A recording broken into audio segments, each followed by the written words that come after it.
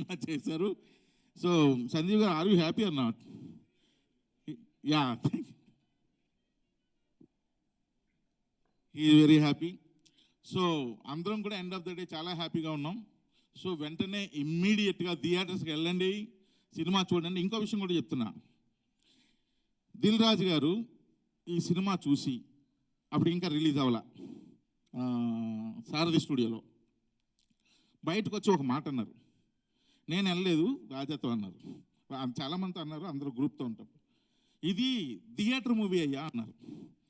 అంటే must watch in థియేటర్స్లోనే చూడాలి. ఎందుకంటే అందరూ నవ్వుతుంటే వాళ్ళందరూ నవ్వులతో మనం కూడా నవ్వుతూ చూడాలి. క్లైమాక్స్కి రాబోసరికి సైలెంట్గా అందరూ ఎమోషనల్ అవుతుంటే వాళ్ళందరితో పాటు మనం కూడా ఎమోషనల్ అవ్వాలి. అది టార్గెట్. ఆయన అది ఫీల్ అయ్యారు కాబట్టి it is purely theatrical movie అని ఒకే ఒక సెంటెన్స్ చెప్పి ఆయన వెళ్ళిపోయారు. నిజంగా అది నిజం. ఈ సినిమా థియేటర్లోనే చూడండి, మీకు చాలా చాలా బాగా నచ్చుద్ది. ఒక ఫెస్టివల్ లాగా ఉంటుంది, 10 మందితో కూర్చొని నవ్వుతూ ఉంటే. సో కాబట్టి తమ్ముళ్ళు అందరూ వెంటనే బయలుదేరండి, సినిమా చూడండి, బాగా ఎంజాయ్ చేయండి. మీరు చేసిన ఎంజాయ్మెంట్ మీ ఫ్రెండ్స్కి, మీ ఫ్యామిలీ మెంబర్స్కి అందరికీ ఎక్స్ప్రెస్ చేయండి. చేస్తే వాళ్ళు వస్తారు. మా చిన్నప్పుడు ఎవరో పోస్టర్ వేసేవారండి, నచ్చితే ఒక్కరికి చెప్పండి, నచ్చకపోతే 10 మందికి చెప్పండి అని.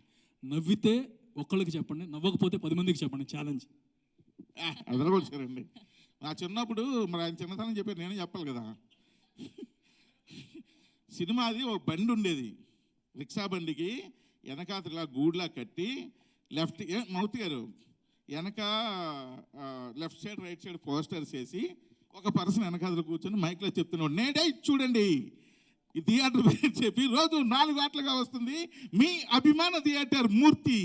ఈ మూర్తి గారి థియేటర్లో అందరూ చూడండి.